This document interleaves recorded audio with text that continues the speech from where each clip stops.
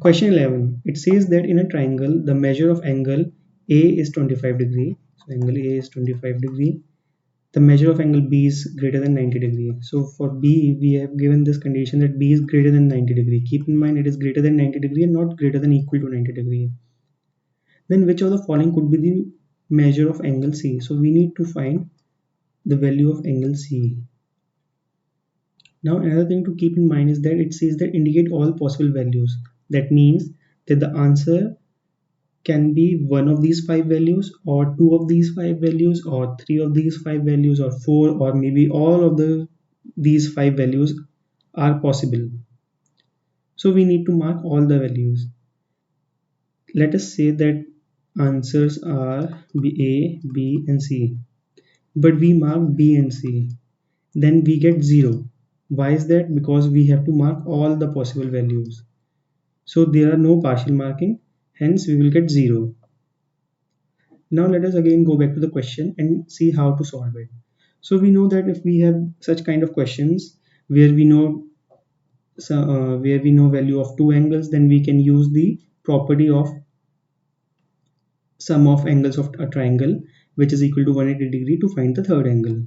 So angle A plus angle B plus angle C will be equal to 180 degree, sum of angles of a triangle.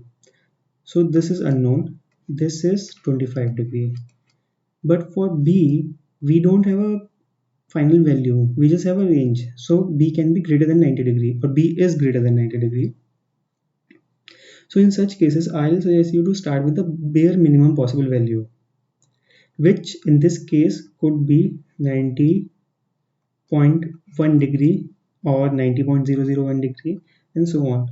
But if I look at the options, I see that all of these are whole number. So in order for them to be whole number or in order for the answer to be whole number, I need this to be whole number as well, because had it been a fraction, then angle C will also come in a fraction or a decimal value. So I'll take the bare minimum possible value of angle B as 91 degree and then solve.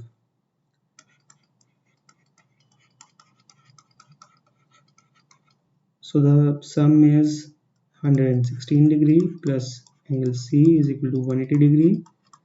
This gives me angle C as 180 degree minus 116. So this is equal to 64 degree. Now this is just one possible value of angle C, but we need all the possible values. Also, this does not belong to any of the options. So now what are the possible values of angle C? To get that answer, we need to find a relationship between B and C.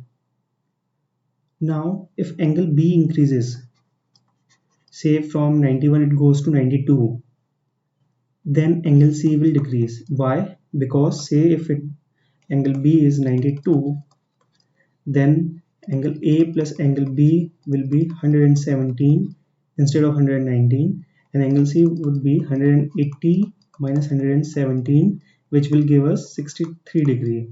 So as we keep on increasing the value of B, my value of angle C will decrease.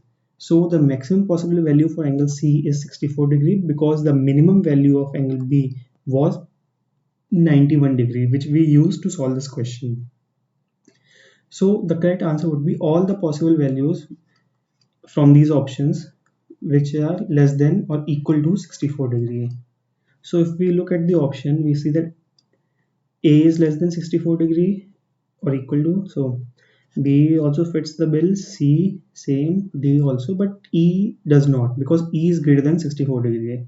Hence the answers or the choices for 11 question is A, B, C and finally D.